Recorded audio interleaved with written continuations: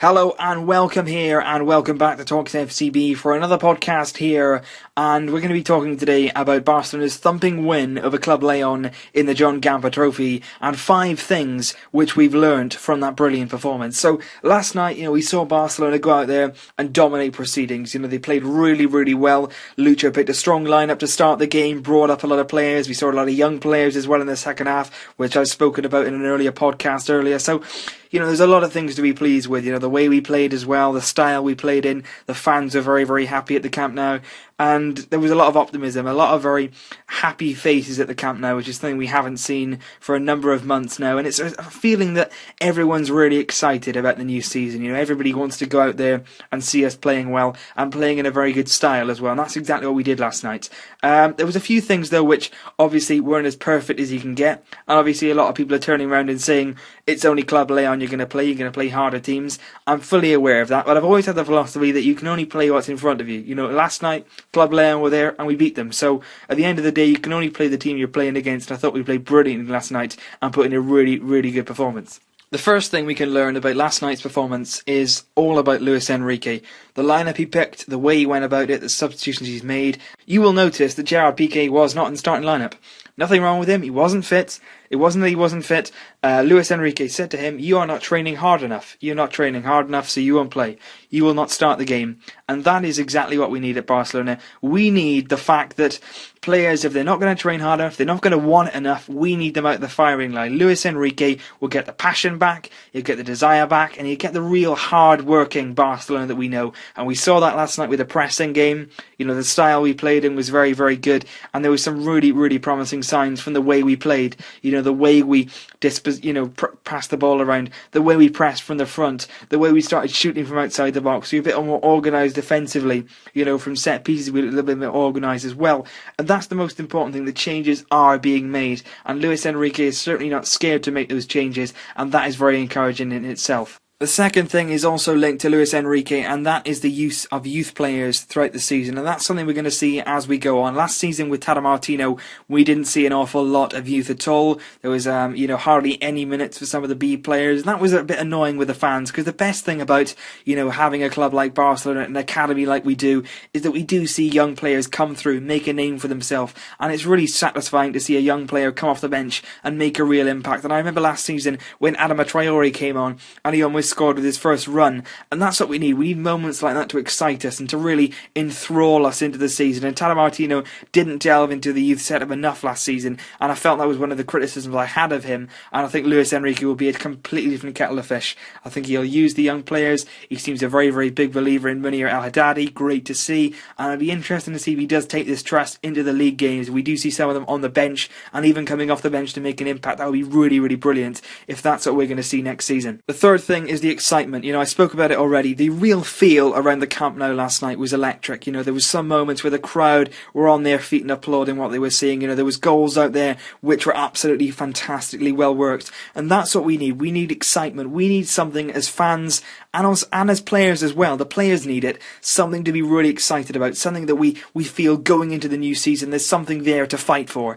There's something there we can really have a go at. And going into the new season, there's an awful lot of optimism around the Camp Nou. There'll be a lot of players in that dressing room who are sitting there, on the benches and thinking, this is a really good season ahead of us. We can do really big things as long as we work hard, follow the manager's instructions, and as long as we do what he says, I believe something good can come out of this season. And that's what you need. You need a squad and a good harmony. And I think last season we lost that. As soon as Tata Martino came in, there was changes made in the dressing room. There was changes made on the pitch. Not everyone agreed with them. The Camp Nou crowd didn't really agree with the style. That didn't help the players on the pitch. This season there's a good harmony around the whole place. Everyone seems to be in it together. Everyone is singing off the same hymn sheet, and we're all very excited going into the new season. And that will certainly act as definitely a positive impact going into the new season. Number 4 is the Messi Neymar combination, and not enough was made of this last season. The fact that when they were saying, Bale and Ronaldo are doing so brilliantly, why aren't Lionel Messi and Neymar, linking up as well as they are? They're not gelling, they're not the right players for each other. All that is rubbish, absolute rubbish. Number 1, half the time when one was playing, one was injured. When Neymar was fit, Messi was injured. When Messi was fit, Neymar was injured. So when they did get to play together, they were far too far apart. Neymar was wide on the left, Messi was dropping so deep. You know, they were miles away from each other. You can't link up when you're that far away. This season, though, completely different story. We saw last night the sort of combination play that Neymar and Messi can produce. We saw the friendship as well. You know, they were very, very key in celebrations. You know, they were very, very happy to be around each other. You saw them when they were sitting on the bench then. They were next to each other. And you can, you know, it may not mean anything. You know, it may not be reading too much into this. But I just feel as though this year, Neymar and Messi are going to be given a lot more of a free roll between them. Neymar will be allowed to come a bit more centrally. He'll be able to link up with Messi because he's a lot closer to him on the pitch. Them two are the main men up front. We saw it last night with some brilliant combination play.